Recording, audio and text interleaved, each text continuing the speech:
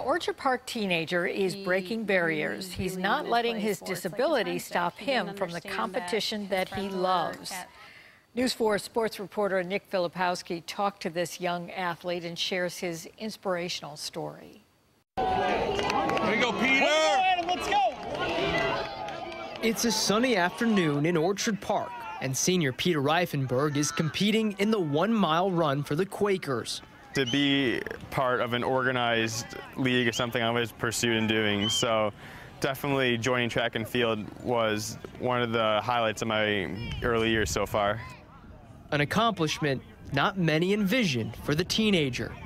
First child, of course, there's 100 pitchers every day. And that was 2000, so you're still developing film, that sort of thing. I'm not really paying attention to the fact that there's a reflection in the pitchers.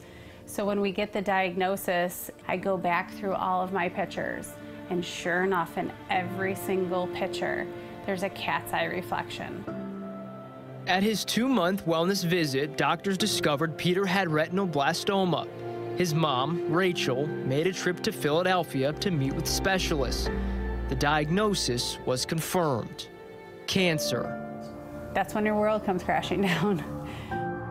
For nearly a year, Peter would undergo chemotherapy and radiation treatments.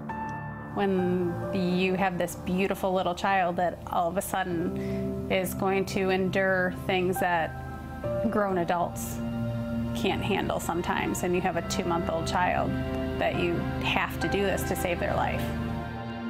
The tumors would ultimately calcify, impacting his vision. But as Peter grew up, he still wanted to play organized sports with his friends.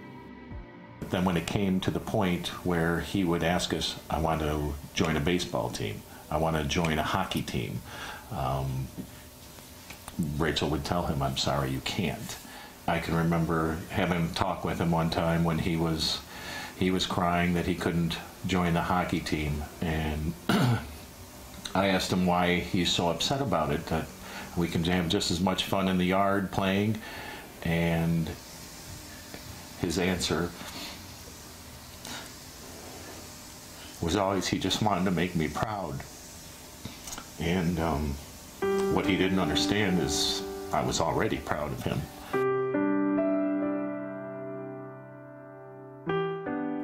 Legally blind, and despite not being able to join the baseball or hockey team, Peter found a new way to compete. I kind of look at it as like you're the one in a million.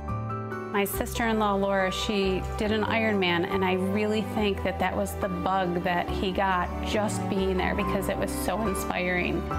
At age 11, Peter competed and completed his first triathlon, and he hasn't stopped. From the Carolinas to Cleveland and throughout Western New York, Peter is a staple in the water and on the course, even participating in half and full marathons. I do everything that a visually impaired person shouldn't be doing. But it wasn't until his junior year that Peter hit the track as a member of a team, first competing in long-distance races. There you go, Peter! Before undertaking a few new challenges. I wanted to branch out. I wanted to show that I wasn't limited as much people thought I was. It's nothing that we've ever officially discussed or talked about, and so we've never he or I have ever put a limitation on what he can or can't do. I felt like it wasn't necessary to bring it up because I didn't want to make note of it. I just wanted to see how far I could go with being a normal, quote-unquote, person doing track. His condition was a lifelong sentence for him. He's going outside of the cards he was dealt. It shows people that just because you have a disability does not mean you're limited in any aspect. You can be who you want to be. He is my inspiration. I don't think he knows that, but he is, and he will always be my hero. NFIlLIPOSKI, News 4 Sports.